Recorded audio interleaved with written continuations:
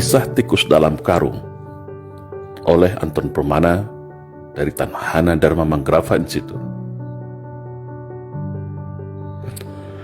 Dalam sebuah perjalanan kereta api, seorang profesor ilmuwan asal Prancis bertanya kepada seorang pria tua yang duduk di sampingnya,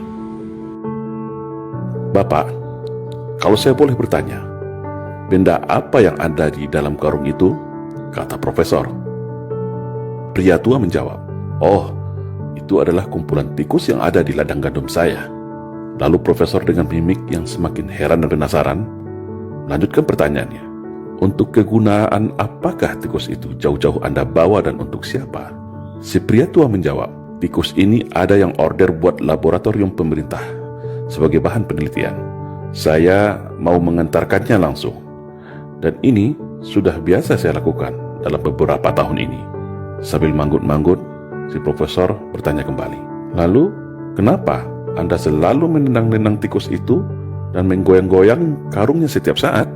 Si pria tua itu menjawab, "Oh, kalau itu adalah tradisi kami sejak dulu di ladang. Saya menendang dan menggoyang-goyang tikus itu agar tikus itu sibuk dan ribut antar sesama dia di dalam karung. Karena kalau mereka tenang-tenang saja tanpa diganggu, maka tikus itu bisa menggigit dan mengoyak karung ini dengan gigi dan kukunya yang tajam. Makanya saya goyang dan tenang terus karung ini supaya tikus-tikus ini lupa kalau mereka sebenarnya punya senjata gigi dan cakar. Mereka punya cara bersama-sama untuk melepaskan diri dari karung ini," jawab pria itu santai. "Oh, begitu ternyata," jawab profesor ini baru paham dan mengerti sambil manggut-manggut. Nah, apa yang dapat kita ambil pelajaran dari cerita di atas kalau kita konversikan kepada kondisi bangsa kita saat ini? Cerita profesor dan bapak tua pembawa karung tikus di atas bisa dikonversikan dengan keadaan bangsa kita hari ini. Sebuah bangsa yang besar, bangsa yang plural, bangsa yang majemuk, tapi saat ini terjebak dalam jurang perpecahan yang begitu tajam dan dalam. Ibarat sebuah piramida kehidupan, mulai dari puncak piramida, tengah dan bawah, terpecah belah oleh ego dan kepentingannya masing-masing. Apakah ini natural? Apakah itu alamiah terjadi? Sebagai bangsa yang memiliki sumber daya alam melimpah seperti ini, sangatlah menggiurkan bagi para taipan dan negara maju yang haus akan sumber daya alam. Dan sejarah negeri ini juga mencatat demikian. Sejak berabad-abad tahun yang lalu, bangsa lain silih berganti ingin mengeruk kekayaan negara ini. Dan cara yang paling aman untuk menjarah negeri ini adalah tentu dengan mengadu domba sesama masyarakatnya agar terpecah belah dan lemah. Para elit dibenturkan oleh kepentingan bisnis dan jabatannya. Pemerintah dibenturkan dengan rakyatnya. Sesama anak bangsa dibenturkan diadu domba dengan isu sentimen sara. Mayoritas versus minoritas, cebong versus kampret, radikal versus PKI, Jawa versus luar Jawa, dan liberal versus fundamental. Padahal semua perpecahan itu ada decision maker di belakangnya. Ada kingmaker yang merencanakannya. Para elit minorki kekuatan invisible hand yang ingin mengalihkan segala perhatian, menguras energi bangsa, hingga kita semua lupa, lengah bahwa bangsa ini adalah bangsa yang besar, bangsa yang hebat, bangsa yang tangguh, bangsa yang ramah, baik dan patriot sejati, sebagaimana pendahulu kita mendirikan negara ini dengan segenap jiwa raganya.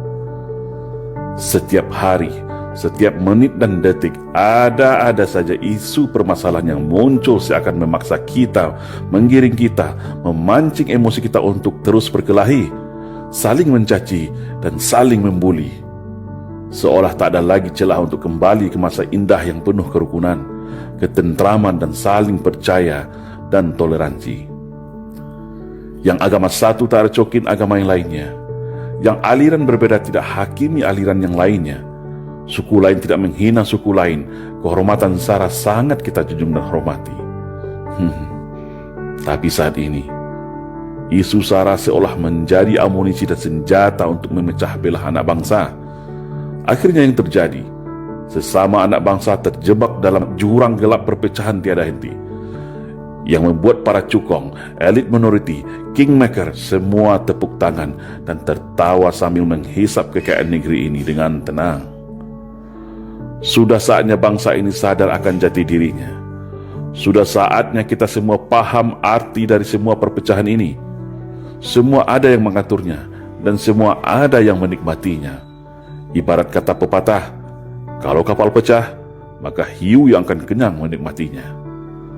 Padahal, mereka yang merancang ini hanya dari kalangan yang sedikit, tapi berhasil memecah belah serta membodohi kita semua dengan propaganda dan adu domba.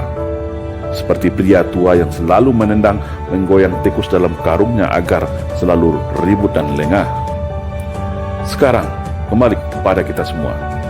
Tetap ribut saling cakar antar sesama, atau bersatu bersama-sama untuk melepaskan diri dari skenario belenggu perpecahan, membangun arus gelombang persatuan kesatuan bangsa, untuk menuju arah Indonesia ke depan yang lebih baik, yaitu Indonesia yang bersatu, berdaulat, adil dan makmur.